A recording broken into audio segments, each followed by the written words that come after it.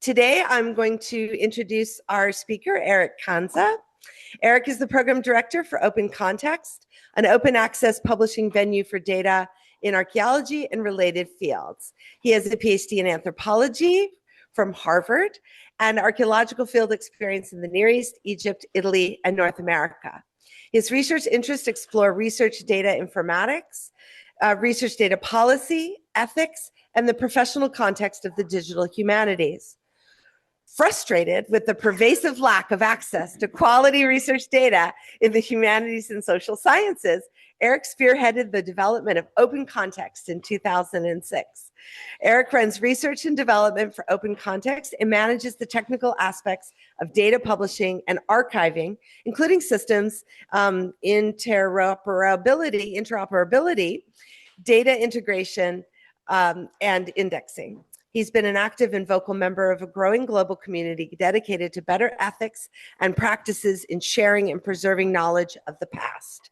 He's taught project management and information service design at the UC Berkeley School of Information and was recognized by the Obama White House as a champion of change in open science. Please help me welcome Eric today, who's going to present for us Archaeology by and for Robots, ? Publishing data curation and asserting humanity in the AI ecosystem. Welcome, Eric, and thank you. Thank you so much. Thank you all, and really appreciate the chance to join you all here. And I'm going to be talking about stuff that is actually kind of new to me, and I'm not really all that fluent about this, and so you'll have to bear with me about some of this. But briefly, I'm just going to sort of talk about some of the background, sort of socio-ideological background about like how publishing is working, sort of talk about that with David Graeber and bullshit jobs and neoliberalism and that type of thing. Talking about datafication and how that's actually really bad for people like us who curate data. Because it makes, because of all the incentive structures around the way academics communicate with one another, researchers communicate with one another, and the incentives that creates. And all of that sort of sets the stage for how large language model AI enters into this ecosystem of scholarly communications. So with publishing, with data management and all that kind of thing, there's that's all important background. And then last, I'll just sort of close out with a few thoughts about, mostly from other people who are more eloquent, about where we can go from here. So that's basically what I'd like to cover today. And just a bit of background, and you heard some of that with the bio, but I do the technology development and maintain Open Context, which is a publishing service for archaeological data. And we publish data sets from researchers who do excavations, surveys, collections work, other kinds of studies. And they do that work on archaeological resources from around the world. And right now it's grown to about 2.4 million records, 200 projects worldwide. And we've been doing this since about 2006. So really, a lot of what I'm going to be talking about is sort of informed by a really long-term engagement with data curation in archaeology. So this is over 20 years now working on this. And just want to highlight that we work with a very sort of collaborative kind of framework where we are really dependent and are grateful for services from other institutions. So we're not ourselves a preservation archive, but we work with other services, especially the California Digital Library, a repository called Zenodo for the long-term preservation of the resources that we publish. And all of that sort of background is going to be giving you some idea about where I'm coming from when looking at some of the issues around AI. Just really briefly, you can play around with Open Context. It's free and open access. You can just sort of see what they have. This is just a sort of a range of some of the projects that we've published. And one of the big questions always when you say, well, I do data management and data curation and stuff like that. And it's like, well, okay, what's data? It's a really good question. And sort of paraphrasing Gollum there about that. And it's an interesting kind of a question because it's a part of the framework about how we have to start thinking about things like AI too. So most of the time, most people who are engaged with scholarship are really working in this space of more unstructured data. So narrative text. This is text or sometimes also videos and images and things like that that you're meant to experience. You're meant to read, and what you bring as a reader with all your own background and knowledge and your own experiences and thinking about, you know, your social relationships and all that, that's how you engage with blocks of words and books and things like that and articles and whatnot. And unstructured text is really very typical of the content of scholarly publications, really typical of academic publication, of scholarship, and it's very good for telling narratives, telling stories. That's what most of what one engages with as a scholar is, especially when you're doing sort of formal professional communication, is around this world of unstructured text. And on the other extreme is other ways of organizing information is more structured data. And structured data is a bit different because it has much more simplified, logical kinds of structure organization. So you think about it like rows and columns of words and numbers in a spreadsheet, right, in a data table. But structured information is actually not just the sort of a thing of technology or recent technology or digital technologies. It's actually, you can argue that it's probably the oldest forms of writing are structured data. So you could see like a Sumerian cuneiform accounting tablet, and it's sort of like an Excel spreadsheet, right? So it's organizing counts and whatnot of different kinds of commodities, maybe calculate, you know, debt, rations, all sorts of stuff like that, in a structure that is sort of analogous to a spreadsheet. And maybe if we better understood Kipu are probably working the same way for in the Andes. So structured information is information that has a sort of kind of organization that's really there to promote, to facilitate the quantification of things, right? So you're counting similar kinds of things, and it is often really sort of linked up and integral to kind of an administrative or bureaucratic mindset.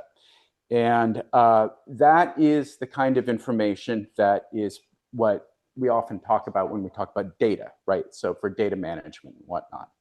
I want to sort of highlight, though, it's the continuum, right? So there's not a hard and sharp divide between what's structured information, what's unstructured information. Structured data will often include a lot of unstructured text. If you've ever seen a database or a spreadsheet and there's a sort of notes column, right? You've got to read the notes column. That's really hard to sort of work with or count and aggregate without actually reading it. So, and you know, unstructured things can have books and chapters, have paragraphs and other sorts of structures within them. So it's a continuum you want to think about. Now, again, structured data is sort of more of this sort of more recent kind of phenomenon when you start thinking about this for scholarly communications, for communications amongst researchers. So it is really what the subject is of when you like apply for an NSF grant, you have to write a data management plan. It's mostly focusing on that kind of stuff, more structured kinds of information. And it is the type of thing that data repositories are being built to try to support. And that is where a service like Open Context mainly plays. We work in this world of more structured data. And this is just an example of why structured data is interesting and important for archaeology and why we should communicate it. First of all, archaeology is mostly a field that involves, if you're doing excavation, destruction, right? So you're destroying the archaeological record as you're documenting and recording it. So that information that you collect, you have an ethical responsibility to curate well. And archaeologists typically create a whole bunch of structured data. Thank you. And they do that in order to do things like this, mapping, right? So on the left here, this is Rakedo, which is a spool basically. And on the right, you see a spindle whorl. They're both used in textile production. This is at an Etruscan site just south of Siena called Poggio Civitate. And you can see different spatial distributions, right? And that's because we've got objects that have been classified, and now they're classified and they're in a structured relational database, and then you can count them and you can map them on a GIS. And because you're doing all that, it's structured data, and you can work with numbers of these things, then you can do interesting things like visualizations and exploring and analyzing patterns with this information. And it's really easy to do with software, with computers. That's one of the reasons why this kind of information is so important for interpretation in archaeology, but also since archaeologists basically record everything in relational databases and spreadsheets and other sorts of digital media, it's really important to be able to have mechanisms by which archaeologists can share this information and for that information to be archived for future generations to engage with. All right. So saying all this, just because there are numbers involved with structured data doesn't make structured data necessarily like objective and empirical and all that kind of stuff, right? So these are very social kinds of things, right? The way you organize information, how you classify things, what you choose to quantify, what you don't choose to quantify, all of that is embedded within larger kinds of systems of your background, your culture, your priorities, your research interests, and what you think is important, what you don't think is important. So these are all very socially embedded, right? So data are very socially embedded. And because of that, they really need a lot of intellectual engagement. So this is a really integral aspect of archaeological method and theory that needs to get talked about a lot more. Would be awesome if we did that more. It really should be integral to scholarly publications, but I'll get to why that's hard in a moment. And the services and the infrastructure, the kinds of services like I run with Open Context, all of that actually matters too, because we're organizing all this information, presenting it to people like you, and our decision makings, what we do and won't do, the affordances of our system sort of help shape how you can actually interpret all this stuff. So that's all important too. So all of this stuff is not just a sort of very bureaucratic compliance thing. You don't just write a data management plan to get a grant and then forget about it, hopefully. We want to have, this is like, be excited about it, right? You know, this is really core intellectual labor. More about why data are social. There are the two main frameworks for good practices in managing and curating data. One is called the FAIR principles: findable, accessible, interoperable, reusable. The other are the CARE principles. CARE principles are about indigenous data sovereignty, so collective benefit, authority to control, responsibility, and ethics. Both of these frameworks, you think that, you know, they have their tensions in them, but they both really are about how data are not just there for you as an individual investigator, but they have you have larger social responsibilities vis-a-vis the curation of this information. So again, I'm not going to get into the specifics of these too much, but really data are part of your wider set of professional social obligations and your obligations to wider communities. Just to highlight some of this, this is work that Sarah Kansa and Neha Gupta and Desiree Martinez and Chris Nicholson are leading. This is a Fair Care Cultural Heritage Network project that is funded by the IMLS. And it's all people representing all sorts of different kinds of communities and groups engaged in cultural heritage, trying to come together to set up good practices, ethical frameworks, policies on the curation of digital data that relates to cultural heritage. So again, very social kinds of practice. Now, that's the sort of like ideal kind of thing we want. Yay, let's be engaged with data, recognize the sort of social connections, community obligations associated with it. But at the same time, we work within other frameworks, other ideological frameworks that have very different sorts of pressures on researchers and on how we manage data. So this is a fantastic book by the late anthropologist David Graeber on bullshit jobs. I'm going to say bullshit a lot, so I don't know if that gets bleeped later, but sorry. And really, it's about the sort of proliferation of bureaucracy in our work lives. And that bureaucracy often relates to the sort of ideology of Taylorism. So Taylorism is the sort of notion that, that basically we need to monitor and motivate good performance, and we need to sort of set up objective metrics so that you can achieve your goals, like, maybe publishing a lot and high impact factor journals and stuff like that. So that is, in some ways, thinking about data as a sort of for surveillance, for motivating certain kinds of behaviors that you want to use. And it sort of reduces, it's kind of a very reductionist picture about what data means in a sort of a social setting like a workplace, including a university. And what that does, when you see how it sort of relates to things like your own practices as researchers, you get this sort of escalating arms race of publications. So this is an interesting graph that came out in 2022 about like the number of publications that are created by people who are just exiting grad school, right? So now in 2022, so you've got like, a lot of people have 5 publications before the peer review publications before they even exit grad school. Some of them 20. That's a lot. That's that's a whole career right there. This and the sort of pressures to publish or perish and have those things, build up the longer CVs. It has all sorts of, it relates to all sorts of sort of tensions in labor practices in archaeology. So in scholarship in general. So some of this is going to be like burnout, right? You're basically, this is all unpaid labor for authoring, reviewing, editing, all this stuff.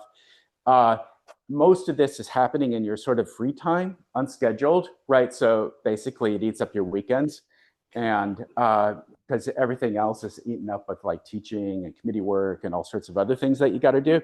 And it's especially burdensome for people who have invisible labor obligations, right? So if you are, say, if you're a member of a minoritized community and you're hired, you may have a lot of mentoring extra work that you need to do. And that's because, you've got to feel like there's an ethical obligation for you to do it, but that's going to cut into your time for publishing. And if publishing is the only thing that's measured and the only thing that matters for career advancement, then you're going to get squeezed. And that's why some of this stuff is just has a kind of insidious kinds of impacts. So just to give you a couple examples of what some of those metrics are that sort of drive a lot of this and that get monitored and that do get used for things like promotion and tenure decisions and all that. So there's all sorts of literature in this whole thing. One thing is the impact factor. So that's basically a measure of how much a journal title gets cited right? So you want to publish in a journal that gets cited a lot, so like Nature and Science and stuff like that. Another thing is called the H index, which is more of an individual measure. So that's your own personal citation counts. And they really sort of simplify and compact a lot of that sort of work that you do as a scholar into one number, right? Like, and that sort of says like, oh, I'm important because I have a great H index. And that's how some of that works. There's other measures too, like altmetrics. How many of you have heard of altmetrics? Okay, yeah, so that's like how many tweets your paper has gotten, that type of thing, right? And that gets even weirder when you think about who now owns Twitter, right? So like, why are we sort of counting this and sort of you making decisions, labor decisions and hiring decisions and stuff like that, because that's Elon Musk's algorithm. Anyway, how does this go back into data? And that is a good question. One of the big things about this is that traditionally, at least, data sets never actually counted in all of this, right? So you could put a huge amount of work into data, curating, cleaning up a database, sharing it. It could have, it could be really important. It could be something that's sort of irreplaceable because you've done investigations on something that no longer exists. And it's not necessarily going to count anywhere. And there are some efforts to try to do that. So you can see here in open context, there's a citation thing, and there's some persistent identifiers, and those persistent identifiers can theoretically be used to tally up the number of citations that that reference this item of data. But most of this is, there's some efforts to try to get data citation metrics to sort of count for things like promotion tenure decisions, but it hasn't really necessarily entrenched itself all that much. And even so, data is weird. It's a little bit harder to engage with because a lot of times people are, when they're citing, are reading a title or maybe an abstract, and then they just decide to throw that article into their bibliography. And so, whereas a data set, you got to engage with it a little bit more deeply, and it takes a lot more effort to actually use. So data citation is actually a lot smaller typically. There's some recent studies now coming out of data in repositories. The citation rates are smaller than article citation rates. Anyway, all of this leads to very poor incentives for carefully curating data. Now, why is this bad? Undervalues quality, overwhelms our editing and peer review systems. How many of you feel like nobody actually reads anything now in a meaningful way? Right, so like we're flooded with stuff. There's not a lot of incentive. There's no monitoring or checking about like if you're actually reading it, or there's no value to you as a researcher to actually read the other literature necessarily because it's not being counted as much. If you do write something that's carefully well considered and it has a really interesting sort of outcome, it could be lost in the noise, right? There's so much flood of other publications out there, it's hard to find the good stuff. The other thing is that it really undermines the whole point of open access. Open access is to make literature available to wider communities, is to share this work that's funded by public funding, mostly share this work that, archaeologists, you also have to get permits to do your work. You have obligations to wider publics. If everything is sort of becoming increasingly just churned out without a lot of thought, then you're just flooding open access with not all that great stuff. So that's not a good thing. And it's just kind of dehumanizing. And this is where the machine infiltration starts to come in the bad way. So enter AI. And I want to give props to Karen Howe here, who wrote a fantastic book, Empire of AI. And she makes a very good point. When people talk about AI, it's like talking about transportation, right? Like it could mean a whole bunch of different kinds of methodologies. So like a bicycle and an airplane are both modes of transportation, but they have very different kinds of environmental impacts and affordances, right? So when people talk about AI, it's very underspecified. I'm going to mainly focus on large language models, and I'm going to focus on the large language models that are from this sort of hyperscaler companies like OpenAI, Google, Meta, those people who are building these giant data centers and harvesting huge amounts of information to build these models. And that's the focus of her book. And then she makes, that's what it's called, Empire of AI. She sees direct alignments between these programs to build these large language models and colonialism. And just to give a really high level garbled overview of what a large language model is, it's a way of representing text. So you break it down text into tokens, which are sort of like words, but not quite. And you define numerical relationships between them over large bodies of repeatedly. So you get a text and you sort of see like the relates to this noun next to it. And then the can also relate to, some other noun next to it. And you do this over and over and over again. And you build up these large multi-dimensional linkages about how one word might relate to another word and the distance between those words. And you get this really giant multi-dimensional set of numbers that basically sort of define the sort of properties of how words relate to one another. So it is hard to explain. But all of that is what is inside a large language model. So it's basically a big multi-dimensional set of relationships of words and how they relate. And how they relate over huge corpora of text. So you sort of throw in pretty much the entire content of the World Wide Web to train these models. And then you can see these models have information that could be from all sorts of subject matters. And mostly because it's from the internet, it has all the sort of sociocultural biases of the internet. It's mostly in English. And there are all sorts of other problems associated with it too about these things. But in general, that's where the data comes from. And it's represented in this big numerical kind of a graph relationship. So you can think about a large language model in some ways as sort of taking less structured information and creating a structured data representation of it. So it's kind of a weird data structure. It doesn't look like an Excel spreadsheet. It has, I don't know, sometimes like thousands of different dimensions to it. So really hard to visualize, but that's sort of what it's like. Now, these have all sorts of different kinds of implications on scholarly production, scholarly communication.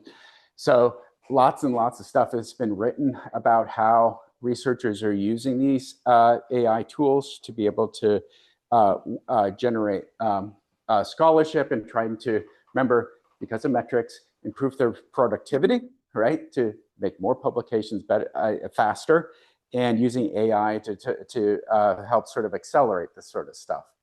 So that's been widely noticed and widely discussed. More recently, however, there's been a bit of more concern about, well, what happens when we start having less human roles in creating the publications, and AI is involved more in the creating of these things. AI is more involved in the reading of these things, the synthesis of these things, the aggregation of these things. And what happens when this turns into a sort of a loop, right? When it's a cycle. And that's an interesting kind of a problem. The term stochastic parrot by Emily Bender is a great term for how LLMs actually work in this context. But you could start thinking about this as like an Ouroboros, right? So when you use the LLMs to create new content based on content already in the LLM, it's a sort of a feedback loop of you're sort of eating yourself, right? So the model is getting more and more information that was processed through the model. And what happens when that actually happens, there's something called model autophagy disorder. Autophagy meaning eating yourself disorder. So, and it's the acronym is explicitly trying to make it relate to like mad cow disease, basically.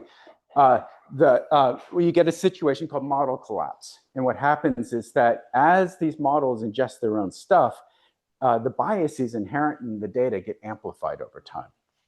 And that's because these models are sort of like a lossy compression of the information that they're trained on. So if you know what lossy compression is, how many of you have taken pictures and like it gets shrunk down into a thumbnail, a little JPEG, and then you try to zoom up and then you lose a lot, right? So you can imagine it like this. So this is an Etruscan frieze plaque with a horse on it.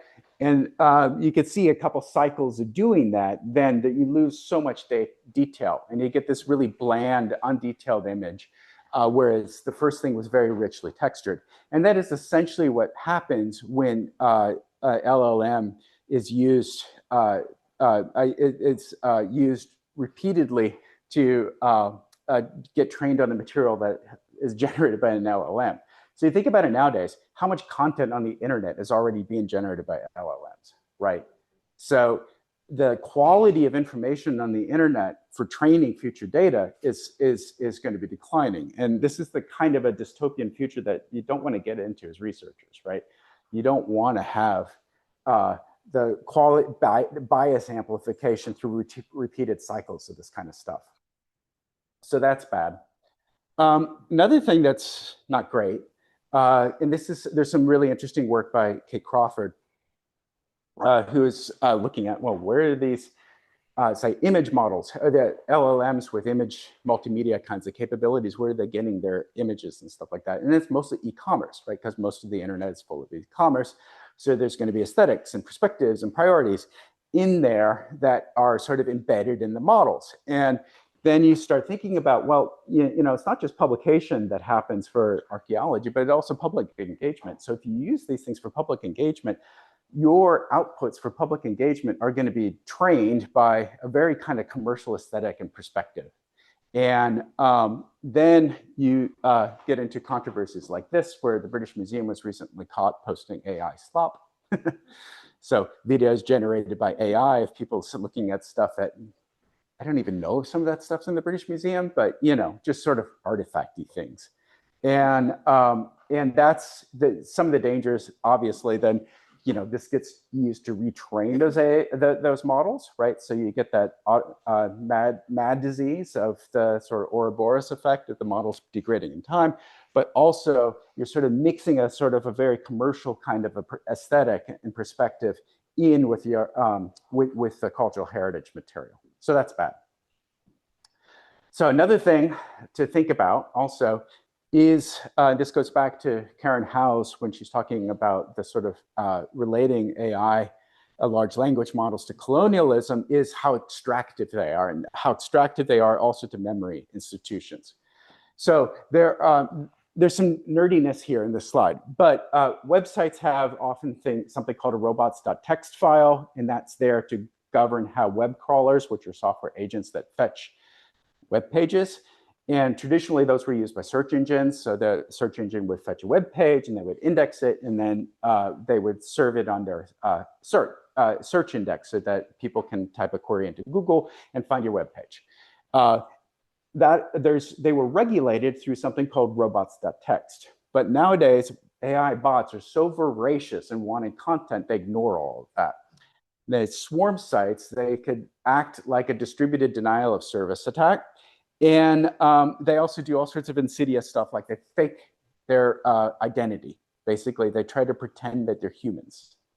So all of that is not very nice practice, and it is really having a huge impact on your libraries and repositories, not just in archaeology, but everywhere.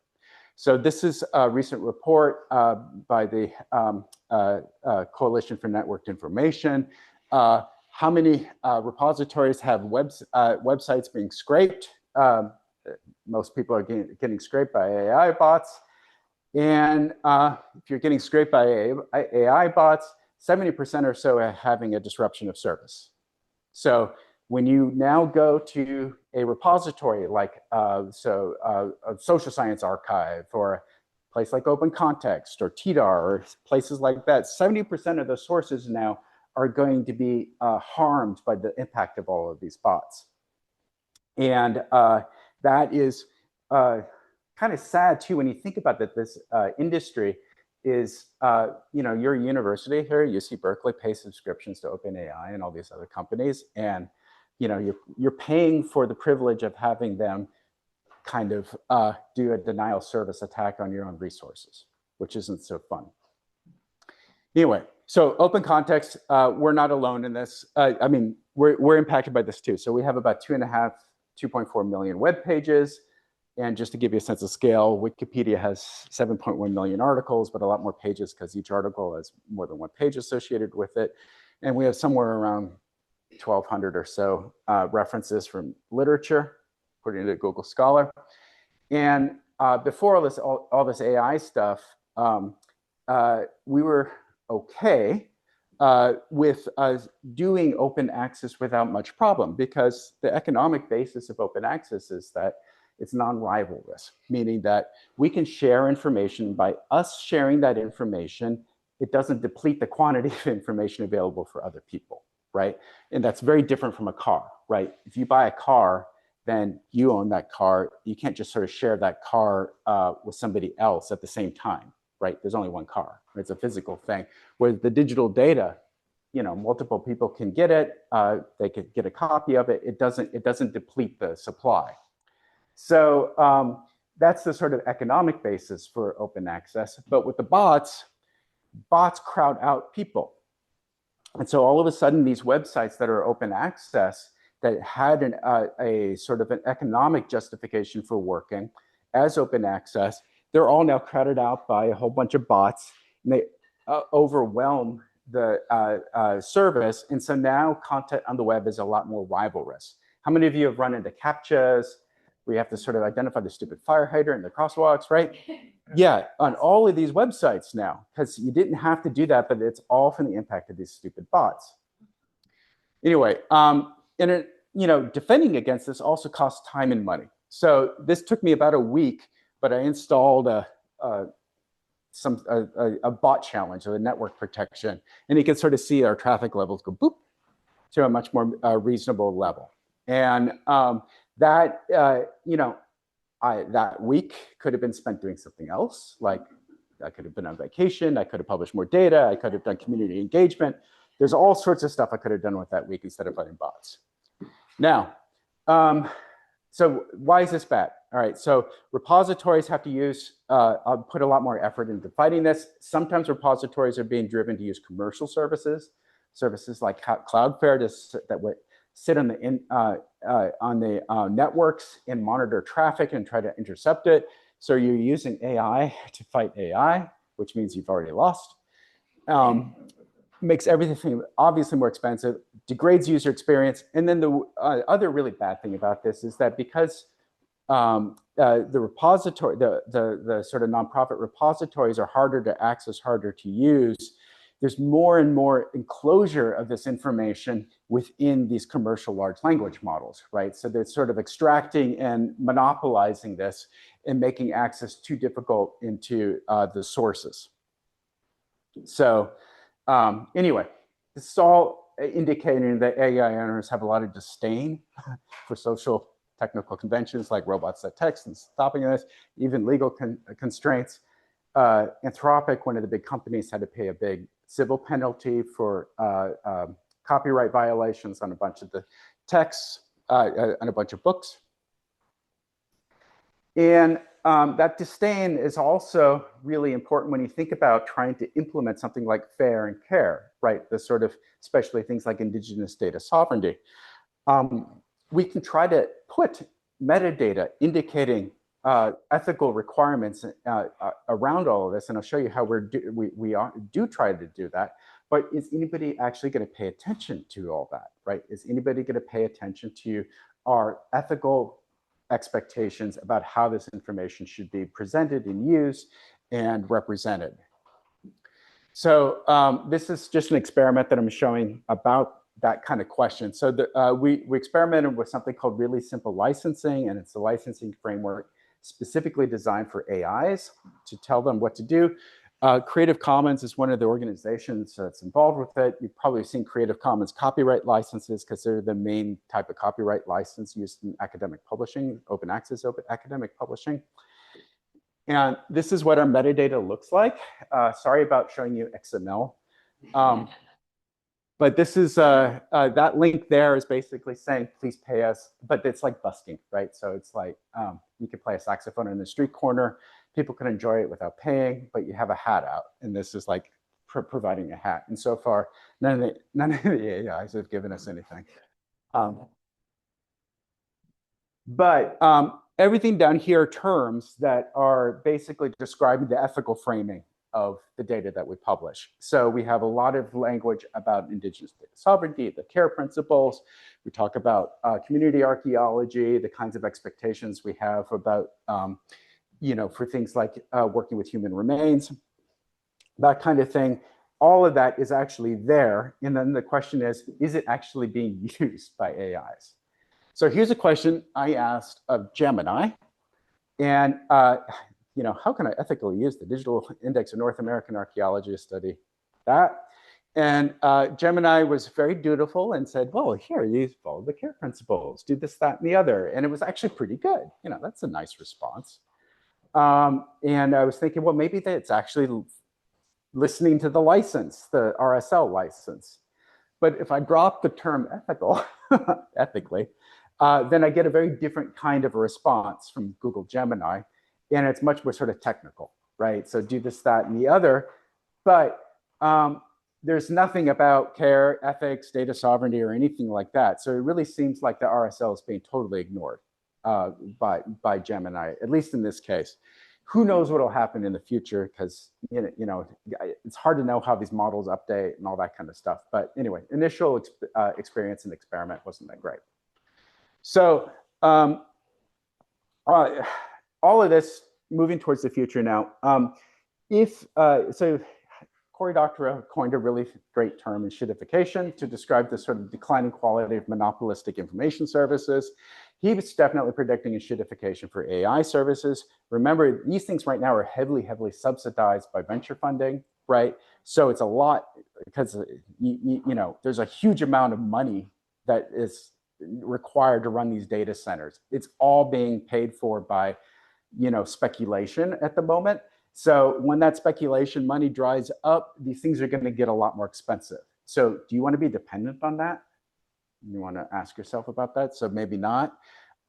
He also has a typology of like, is AI being done to you? Then you're reverse centaur. You work in support of AI, or do you want, or are you using AI for work for your own agendas, basically? And that's the kind of thing that I think is an interesting kind of framing about all of this. So looking at that, moving forward, also thinking about, are you using AI or AI are you being used by AI? Really think deeply about what it means to be a productive scholar. So if AI is increasingly mediating all your engagement with scholarship, where are you in that system? Are you driving it or are you being driven by it? So these are the big open questions that I think are good to answer, to explore. Looking into the future too, one of the weird things about this is like, well, if you can generate an article of slop article, right, bullshit, regurgitated bullshit so easily, things like primary archaeological data that requires encountering the world and encountering the outside world and other communities, maybe that'll actually be more important. So, I'm just sort of making myself feel better, maybe, that our work will be more valued. And last here is there's just some great literature of archaeologists engaging with some of these technologies, trying to find ways of taking agency and ownership over them, so they're using it rather than being used by it. So Gabriele Gattiglia, he's written a really good article about this, about various flavors of different AI and how their applications. Sean Graham also. Really good resources to learn from in thinking about how to work with maybe smaller, more contextualized, more ethical approaches that don't boil a lake every time you ask a query. So these are the kinds of things that I think are really valuable. So just to close, be a Luddite. And being a Luddite doesn't mean that you're against technology. Being a Luddite is that you're against the unfair and unequal access and control over those technologies. So I think that that's mainly where we want to try to move towards. So slowing things down, not always pushing for speed, not always pushing for the highest metric and of impact factor and all that kind of stuff. All of that is really important to try to get off of this treadmill. Otherwise, we're going to get into the situation of eating ourselves, right? Or of our content eating ourselves. So that's it. Thank you.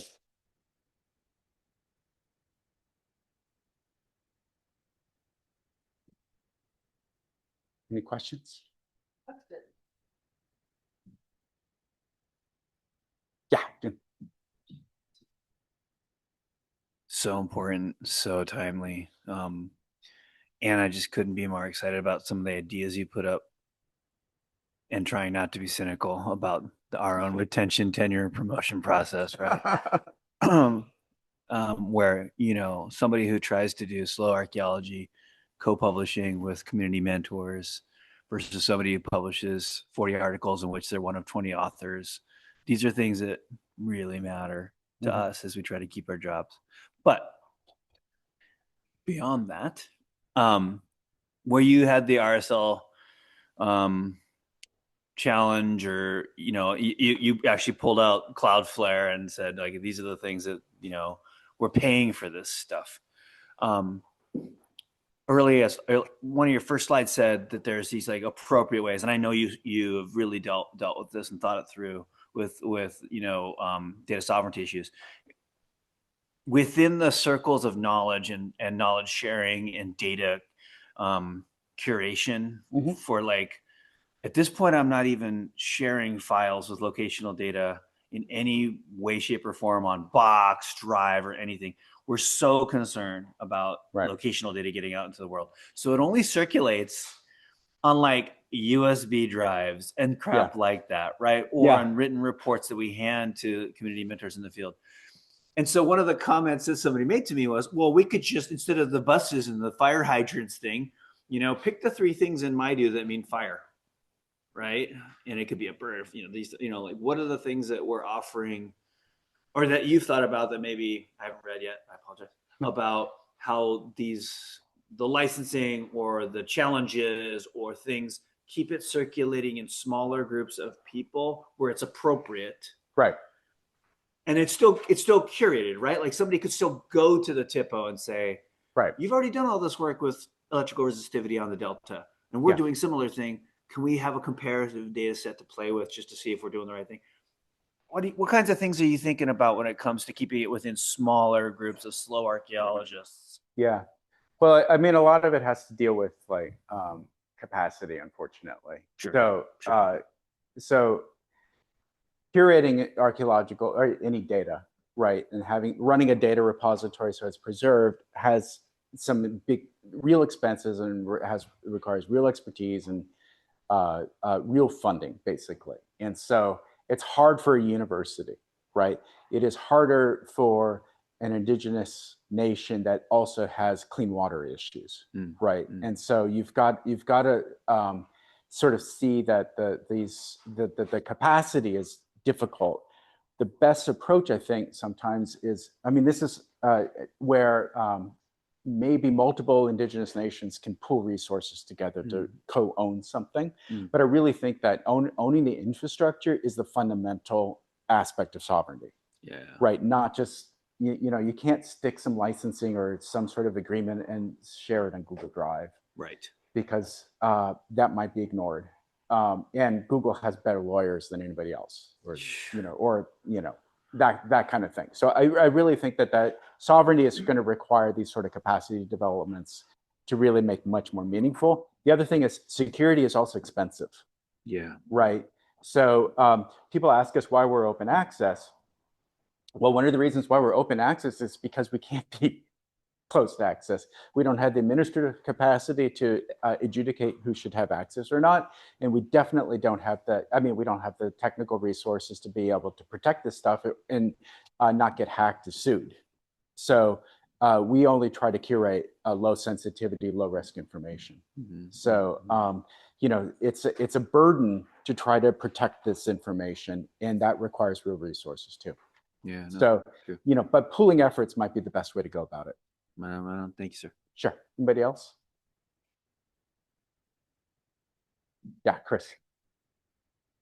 Thank you, Eric. Great talk. I'm just struck by for how many years we really worked to make data open and to machine readable links and linked open data, but we didn't realize what was coming in terms of these tools. And I'm thinking about kind of the education side of this. So it's one thing within our communities, but we're embedded in such a big community and working with students and partners who use these tools and legitimately do find interesting things that would have been very hard for them because they're not professional archaeologists. So I'm wondering, how do you think about education as one of the tools to help this move forward in a responsible way? Yeah, I think people need to learn more about, first of all, what the limitations of the tool that language models are. I have a quickie little coda if you want to see it. Just scroll down.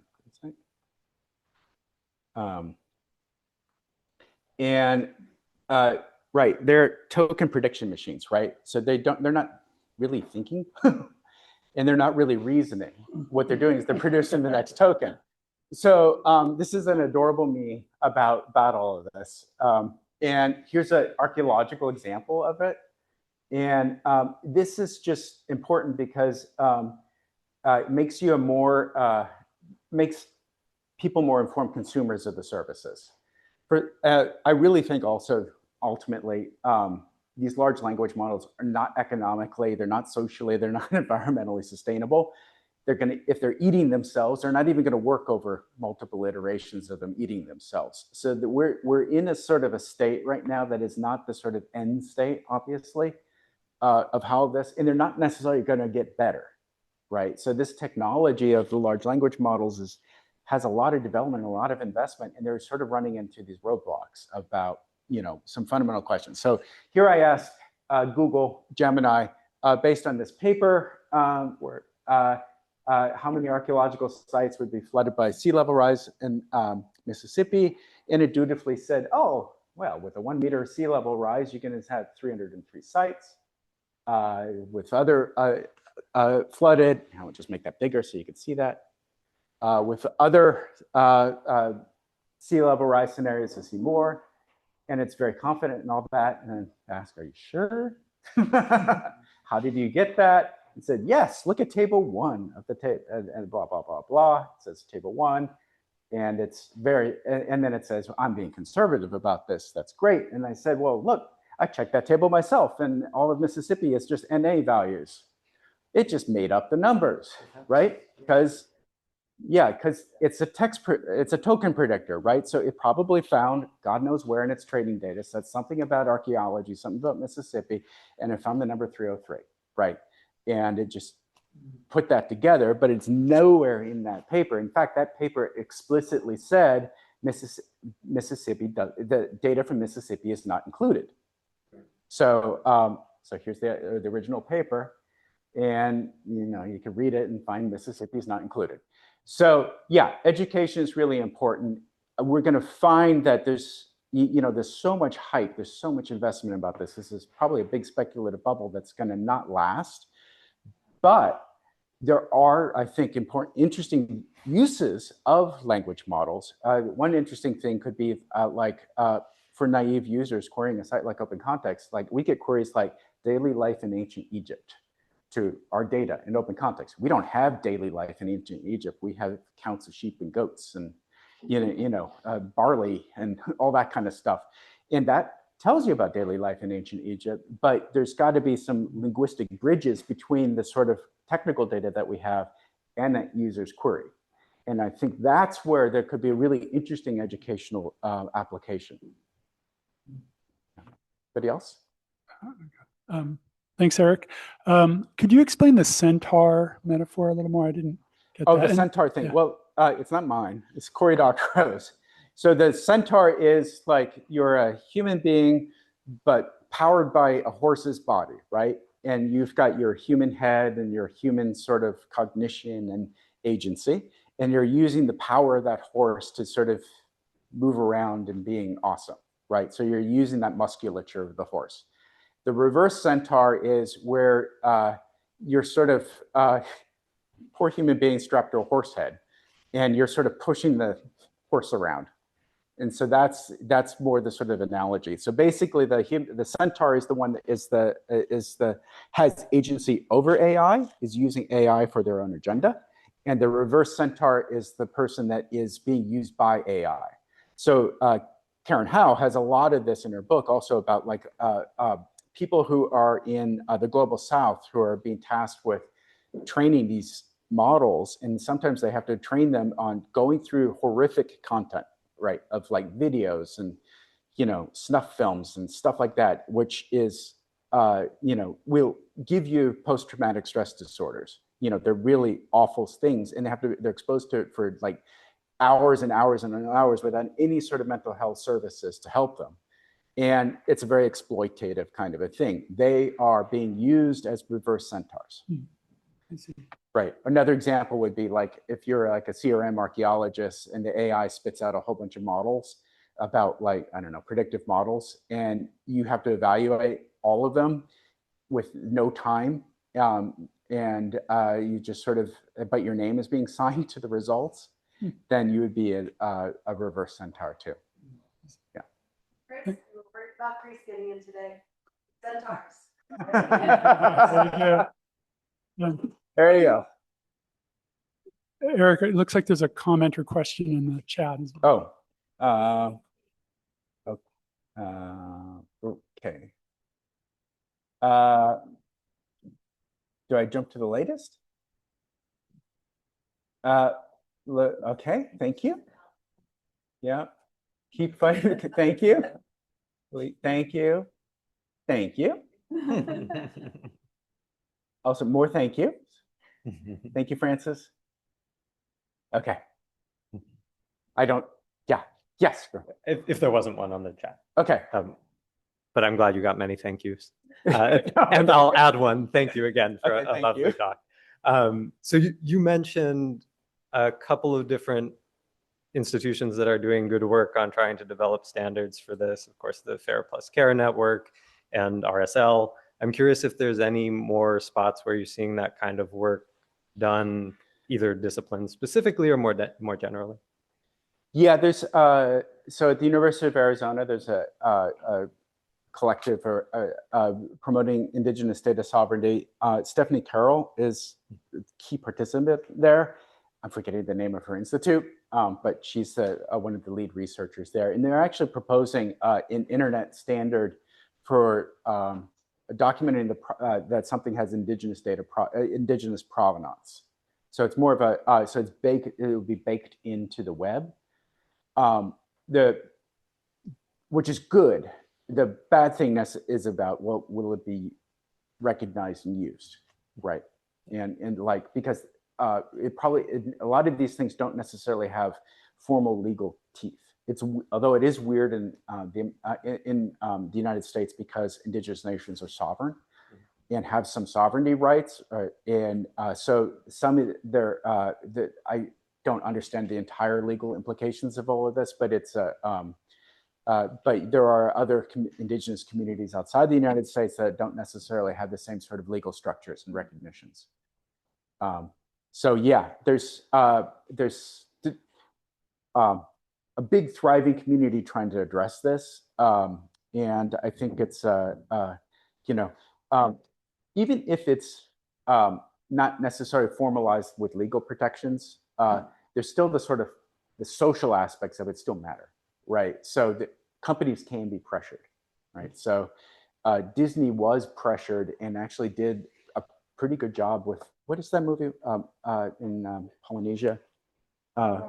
Yeah. So that where the reception amongst different communities in Polynesia was pretty good. That Disney did actually make some meaningful overtures and efforts with that. So, and it didn't need to legally, but socially, and reputation-wise, it matters. So maybe those kinds of pressures could be exerted on AI companies and search engines and stuff. Yeah. Is there a way to get some of your the links you have from your talks, Yeah. studies, books, and articles? Yeah, I can just share the whole presentation. Yeah, they're happy to. Yeah, absolutely. Thank you, Eric, so Okay, much. thank you.